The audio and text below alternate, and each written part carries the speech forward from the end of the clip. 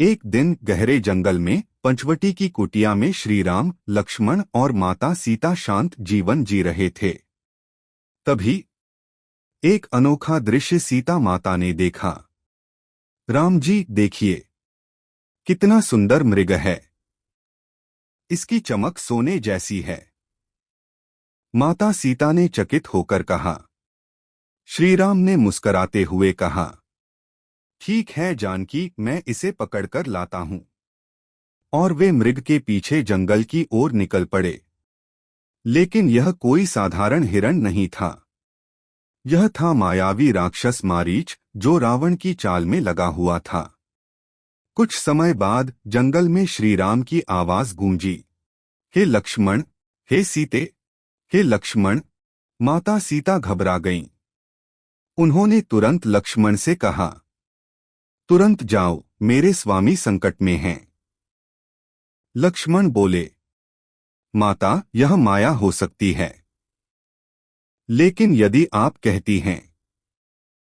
उन्होंने धनुष बाण लिए और जाने से पहले जमीन पर एक रेखा खींची।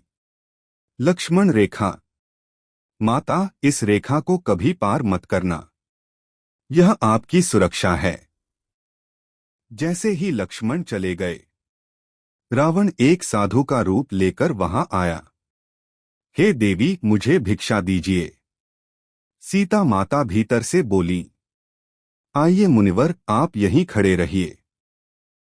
लेकिन रावण ने चालाकी से उन्हें रेखा पार करने को मजबूर किया। सीता जैसे ही रेखा पार करती हैं, रावण अपने राक्षसी रूप में आ जाता है। साधु का वेश त्यागते ही रावण ने अपना असली रूप धारण कर लिया। रावण ने दोनों हाथों से सीता को उठा लिया।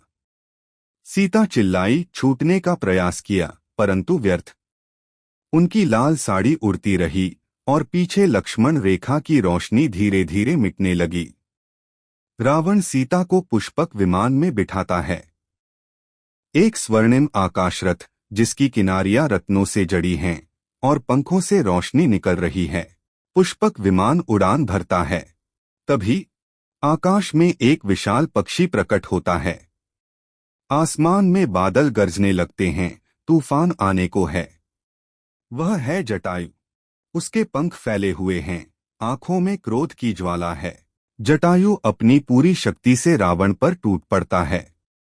रावण विमान पर खड़ा होकर तलवार निकालता है। दोनों के बीच भीषण युद्ध होता है। आखिरकार रावण की तलवार जटायु को घायल कर देती है। रक्त से लथपथ जटायु धरती की ओर गिरता है। उसके पंख हवा में बिखरते हैं, पर उसका साहस अडिग रहता है। श्रीराम सीता की खोज में भटकते हैं। तभी आता है वीर भक्त हनुमान। हनुमान जी समुद्र लांघकर लंका पहुंचते हैं और अशोक वाटिका में माता सीता को ढूंढ निकालते हैं। माता, श्रीराम ने मुझे भेजा है। ये उनकी अंगूठी है। वह शीघ्र ही आपको लेने आ रहे हैं। फिर हनुमान कुछ राक्षसों को मारकर रावण तक पहुंचते हैं। रावण क्रोधित होकर कहता है, इस वानर की पूंछ में आग लगा दो। लेकिन यह तो रावण की भूल थी। हनुमान ने जलती पूंछ से पूरी लंका में आग लगा दी।